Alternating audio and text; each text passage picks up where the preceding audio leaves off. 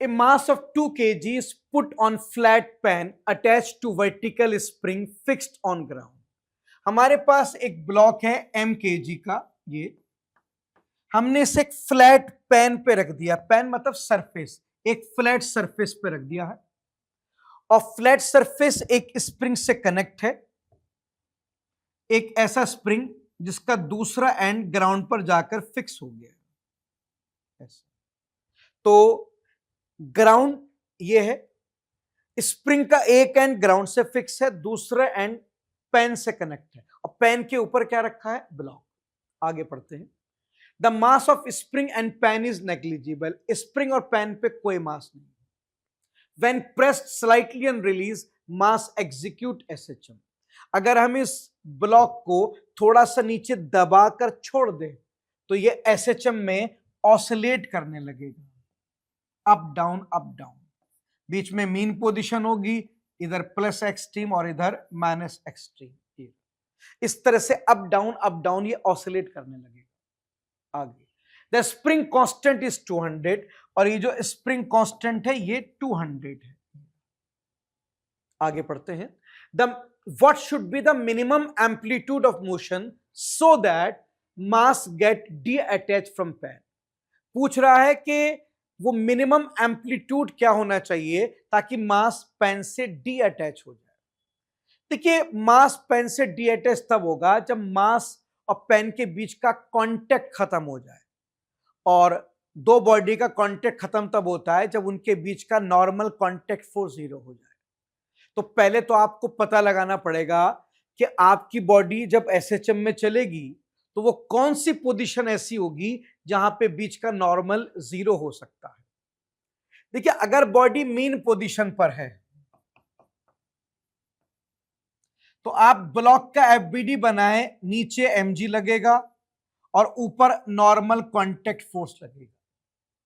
भाई, ब्लॉक पे नीचे एमजी लगेगा और क्योंकि पेन पे रखा है तो पेन ऊपर की तरफ नॉर्मल देगा, स्प्रिंग फोर्स नहीं लगेगा। स्प्रिंग पेन से कनेक्ट है, ब्लॉक से कनेक्ट नहीं। ये पेन बोलते हैं फ्लैट सरफेस को। स्प्रिंग पेन के बॉटम से कनेक्ट है तो स्प्रिंग पेन पे फोर्स लगाएगा। आपका ब्लॉक पेन के ऊपर रखा है, ब्लॉक और स्प्रिंग के बीच में कोई डायरेक्ट कांटेक्ट नहीं है। हाँ, ब्लॉक पेन्स को टच कर रहा है तो ब्लॉक पे नॉर्मल लगेगा, केएक्स नहीं लगेगा। तो एट मीन पोजीशन ब्लॉक पे दो फोर्स लगेंगे, नीचे एमजी ऊपर एम। मीन पोजीशन पर एक्सेलेरेशन 0 होता है। न्यूटन सेकंड लॉ लगाऊंगा तो एन माइनस एम जी बराबर होगा मास इंटू एक्सेलेरेशन। तो मीन पोजीशन पर बेटा एन एम जी के बराबर होगा, 0 नहीं होगा। तो मीन पोजीशन पर ब्लॉक पेन से डी अटैच नहीं हो सकता, पॉसिबल नहीं। चलिए अब बात करते हैं माइनस एक्सट्रीम पर। माइनस एक्सट्रीम पर फिर से एफबीडी बनाते हैं। देखिए, ब्लॉक पे नीचे एमजी लगेगा, ऊपर नॉर्मल, और जब ब्लॉक माइनस एक्सट्रीम पर होगा तो एक्सेलेरेशन होगा अपवर्ड डायरेक्शन में। क्यों? सिंपल हार्मोनिक मोशन में एक्सेलेरेशन हमेशा मीन की तरफ होता है। तो अगर आपका ब्लॉक माइनस एक्सट्रीम पे होगा तो एक्सेलेरेशन टुवर्ड्स मीन होगा, वर्टिकली अपवर्ड, ए ऊपर की तरफ होगा। कितना? सर, एक्सट्रीम पर एक्सेलेरेशन ओमेगा स्क्वायर ए होता है इन एसएच। अब अगर न्यूटन सेकंड लॉ लगाएं, N minus M G net force into M into acceleration, तो यहां से एन आ गया M G plus M omega square A. Normal की वैल्यू दो टर्म का सम है और दो टर्म का सम कभी 0 नहीं हो सकता। तो माइनस एक्सट्रीम पर भी नॉर्मल को हम 0 नहीं कर सकते। माइनस एक्सट्रीम पर भी आपका ब्लॉक स्प्रिंग के पेन के साथ डी अटैच नहीं हो सकता। देखो, ब्लॉक पेन के कांटेक्ट में है, वो उससे डी अटैच तब तक नहीं होगा जब तक बीच का नॉर्मल 0 ना हो जाए। मीन पर नॉर्मल एमजी है और मैं एमजी को 0 नहीं कर सकता। माइनस एक्सट्रीम पर नॉर्मल दो चीजों का सम है, किसी चीज का सम 0 नहीं हो सकता। अब बात करते हैं प्लस एक्सट्रीम पर। जब आपका ब्लॉक प्लस एक्सट्रीम पर होगा उस समय एफबीडी क्या होगा? ब्लॉक पे नीचे mg लगेगा, पेन ऊपर नॉर्मल देगा। एफबीडी तो थ्रू आउट क्या रहता है, सेम। अब जब ये एक्सट्रीम पर होगा तो एक्सेलेरेशन होगा डाउनवर्ड, क्योंकि एसएचएम में एक्सेलेरेशन हमेशा मीन की तरफ होता है। तो आपकी बॉडी जब प्लस एक्सट्रीम पे होगी तो एक्सेलेरेशन टुवर्ड्स मीन होगा, वर्टिकली डाउनवर्ड। तो इस समय एक्सेलेरेशन वर्टिकली डाउनवर्ड होगा और एक्सट्रीम पर एक्सेलेरेशन ओमेगा स्क्वायर ए होता है। अब मैं फिर से न्यूटन सेकंड लॉ लगाऊं तो नेट फोर्स आएगा n minus M G equal to mass into acceleration. Acceleration downward है इसलिए माइनस लेना, अपवर्ड फोर्स प्लस लेते हैं, डाउनवर्ड माइनस। अब माइनस एम जी इधर ले जाएं तो n आ गया M G minus omega square A. अब प्लस एक्सट्रीम पर नॉर्मल दो चीजों का डिफरेंस है और दो चीजों का डिफरेंस जीरो हो सकता है, ये पॉसिबल है। इसका मतलब प्लस एक्सट्रीम पोजीशन वो जगह है जहां पर तुम चाहो तो पेन को और ब्लॉक को आपस में डी अटैच करा सकते हो। एट मीन नॉर्मल mg के बराबर है, उस जगह तुम्हारा नॉर्मल किसी भी हालत में जीरो नहीं हो सकता। मीन पोजीशन पर तुम्हारा ब्लॉक पेन को कभी नहीं लीव करेगा, हमेशा उसके कांटेक्ट में रहेगा। माइनस एक्सट्रीम पर normal mg plus M omega square A, वहां नॉर्मल दो चीजों का सम है, वहां पर नॉर्मल कभी जीरो नहीं हो सकता, पॉसिबल ही नहीं। मगर प्लस एक्सट्रीम पर नॉर्मल दो चीजों का डिफरेंस है और दो चीजों का डिफरेंस जीरो हो सकता है। इसका मतलब आपसे जो कहा जा रहा था ना कि वो मिनिमम एम्पलीट्यूड बताओ जिस पे ब्लॉक पेन से डी अटैच होगा, तो पहली बात तो समझिए, ब्लॉक पेन से डी अटैच अगर होगा तो प्लस एक्सट्रीम पे होगा, किसी और जगह नहीं हो सकता। प्लस एक्सट्रीम पर तुम चाहो तो नॉर्मल जीरो कर सकते हो, ये पॉसिबल है, तो कर दो, क्योंकि मैं चाहता हूं डी अटैच हो जाए। इस टर्म को इधर ले जाइए, ये आ गया M omega square A equal to M G, mass से मास कैंसल, तो यहां से ए आ गया बेटे जी बाई ओमेगा स्क्वायर। इतना एम्पलीट्यूड लगेगा डी अटैच करने के लिए, कम से कम इतना एम्पलीट्यूड देंगे तो मास पेन से डी अटैच होगा। और कब होगा, एट प्लस एक्सट्रीम, किसी और जगह डी अटैच नहीं होगा। तो एग्जामिनर ने तो खाली ए पूछा है, हो सकता है इन फ्यूचर वो जगह भी पूछे, वो आ सकता है आपसे पूछे कि बताइए ये कौन सी जगह है जहां मास पेन से डी अटैच होगा, तो आंसर है प्लस एक्सट्रीम। प्लस एक्सट्रीम वो जगह है जहां पेन ब्लॉक से डी अटैच होगा और इतने एम्पलीट्यूड पर हो। अब आंसर तो आ जाएगा लेकिन ओमेगा चाहिए। अब ओमेगा निकाल लेता हूं बेटे, आपको पता है ओमेगा होता है 2 पाई बाई टाइम पीरियड, और स्प्रिंग मास में टाइम पीरियड का फॉर्मूला है 2 pi under root M by K, तो यहां से ओमेगा आ गया under root K by M, ये आ गया। ये मैंने एसएचएम का फॉर्मूले लगा दिए, दोनों साइड स्क्वायर करोगे तो ओमेगा स्क्वायर आएगा के बाई एम। अब ये ओमेगा स्क्वायर बेटे यहां पुट कर दीजिए, तो आप पुट करेंगे बेटा तो यह आएगा जी divide by M by K, तो यह आ जाएगा एम जी बाई के। एम्पलीट्यूड अगर एम जी बाई के बराबर हो जाए तो एट प्लस एक्सट्रीम आपका ब्लॉक पेन से कांटेक्ट छोड़ दे। अब इस चीज को तुम याद कर लीजिए, कॉम्प्लेक्स क्वेश्चन है, मैंने कोशिश की समझाने की, फिर भी क्योंकि कॉम्प्लेक्स क्वेश्चन है, अगर एग्जाम में आप मैन्युअली सॉल्व करेंगे गलती हो सकती है, तो इस क्वेश्चन को ध्यान रखना। इस क्वेश्चन में क्या होता है, एक स्प्रिंग होता है, इसका लोअर एंड फिक्स होता है, अपर एंड एक पेन से कनेक्ट होता है, पेन के ऊपर एक ब्लॉक होता है जो एसएचएम में मूव करता है। एग्जामिनर क्वेश्चन पूछेगा कि बताइए वो कौन सा एम्पलीट्यूड है जिस पर आपका ब्लॉक पेन से डी अटैच होगा। देखिए अगर एम्पलीट्यूड को एम जी बाई के बराबर कर दे एट प्लस एक्सट्रीम, तो ब्लॉक पेन के साथ कांटेक्ट छोड़ सकता है। अब एम जी बाई के की वैल्यू पुट करनी है, वो मैं पुट कर देता हूं बेटी, ठीक है। अगर आप एम जी बाई के की वैल्यू पुट कर दें, ए बराबर एम जी बाई के, मास 2 kg दिया है G10 और K 200 दिया है, तो यह आ गया 0.1 मीटर, 100 से मल्टीप्लाई करें तो 10 सेंटीमीटर आ गया। तो हमारा आंसर आ गया 10 सेंटीमीटर। अब 10 सेंटीमीटर मत याद करें, फॉर्मूला याद करें mg/k का, ठीक है। तो आंसर कौन सा हो जाएगा बेटे? 10 सेंटीमीटर। इस क्वेश्चन में लिखा है the time period of mass suspended from A spring is T.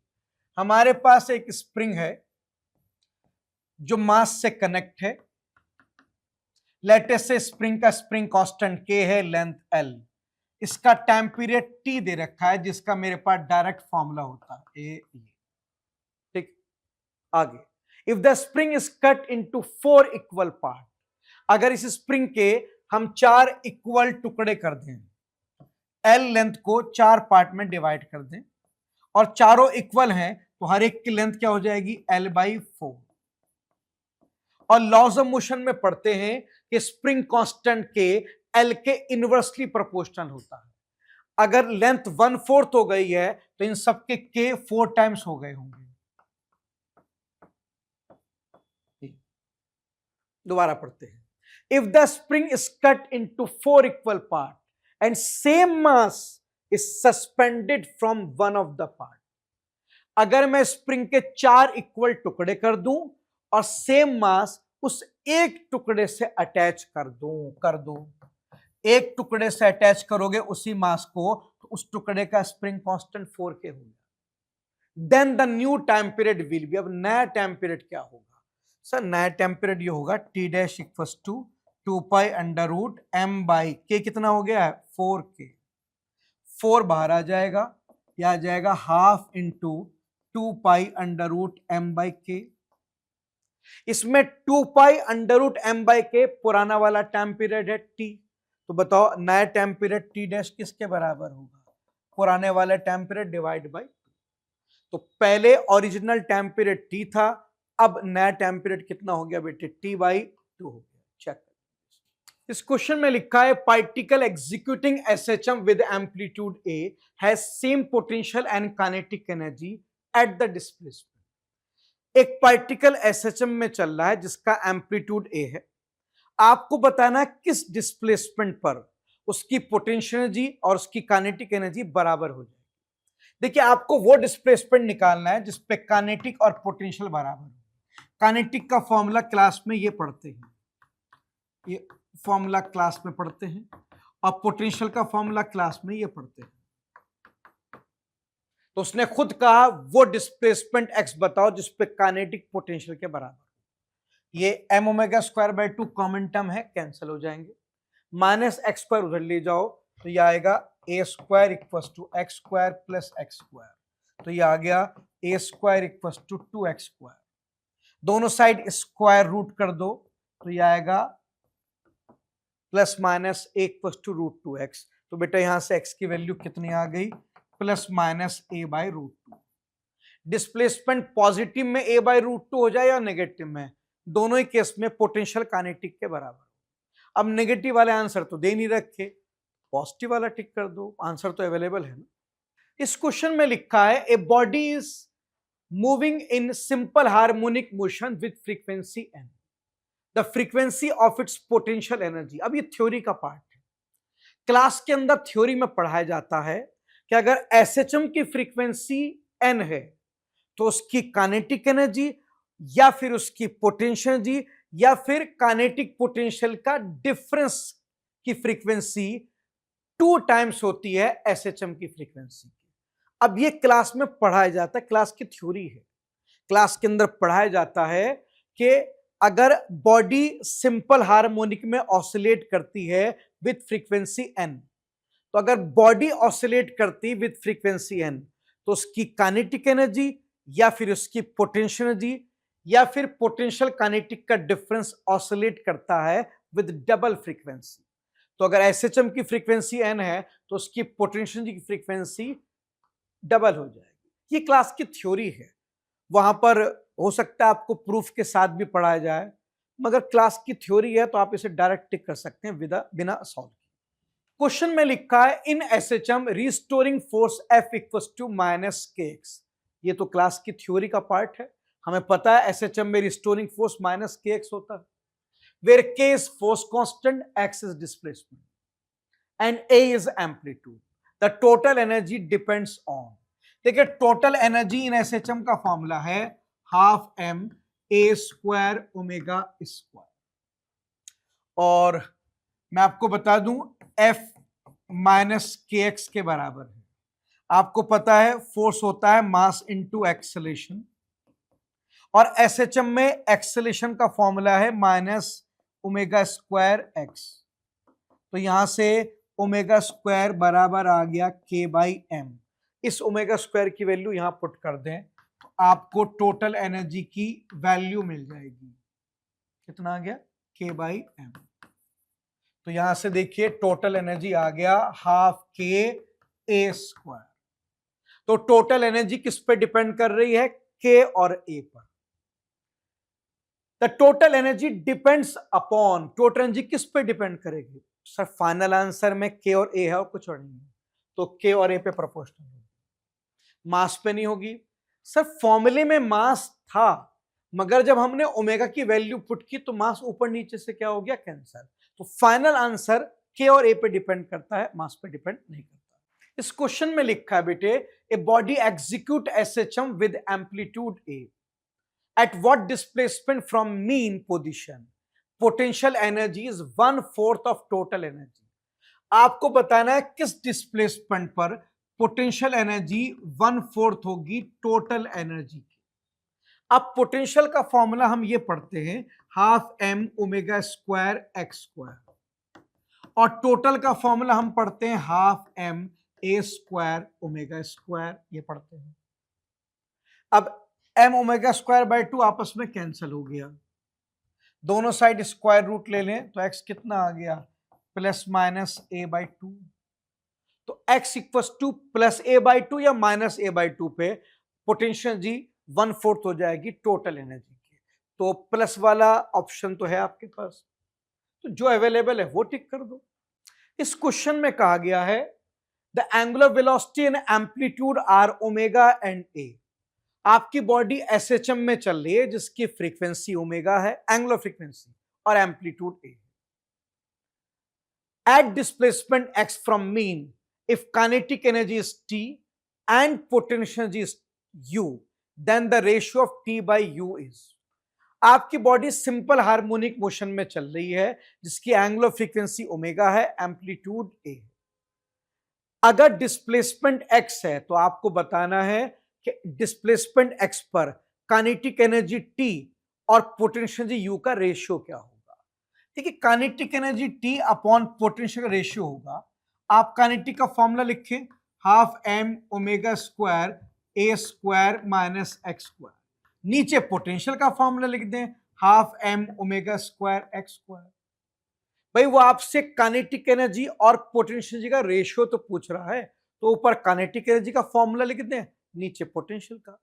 अब ये कैंसिल हो गया पूरा का पूरा, तो यहां से रेशियो इतना आ गया, कितना आंसर आ गया। अब आप चेक करो कौन सा आंसर आएगा, ऑप्शन सी आ जाएगा, और बस क्वेश्चन खत्म, कुछ खास नहीं करना इसमें। A pendulum is hung from the roof of sufficiently high building and is moving freely from to and fro like simple harmonic oscillator। हमारे पास एक पेंडुलम है जो किसी बिल्डिंग में freely to and fro oscillate करता है like a simple harmonic oscillator. मतलब आपका पेंडुलम एसएचएम में मूव करता है। The acceleration of bob is 20 at a distance 5 metre from mean position. इस पेंडुलम का एक्सेलरेशन 20 है उस समय जब उसका मीन से डिस्टेंस कितना है, 5 मीटर। अब देखिए एसएचएम में एक्सेलरेशन का फॉर्मूला होता है माइनस ओमेगा स्क्वायर एक्स, जिसमें माइनस तो खाली डायरेक्शन बताता है। अगर खाली वैल्यू लिखें तो मैं ओमेगा स्क्वायर एक्स लिख सकता हूं। अब एक्सेलरेशन की वैल्यू दी है 20 और डिस्प्लेसमेंट एक्स की वैल्यू दी है 5, तो यहां से ओमेगा स्क्वायर आ जाएगा 4, यानी कि ओमेगा आ जाएगा 2। और ओमेगा का फॉर्मूला एसएचएम में होता है 2 पाई बाय टाइम पीरियड, तो यहां से टाइम पीरियड पाई सेकंड के बराबर आ जाएगा। तो मैंने उसकी गिवन कंडीशन से टाइम पीरियड निकाल लिया। क्या पूछा है, time period of oscillation is, यही पूछा है। टाइम पीरियड पूछ रहा है, कितना आंसर हो गया, 5 सेकंड, ये एस सेकंड है, ठीक है।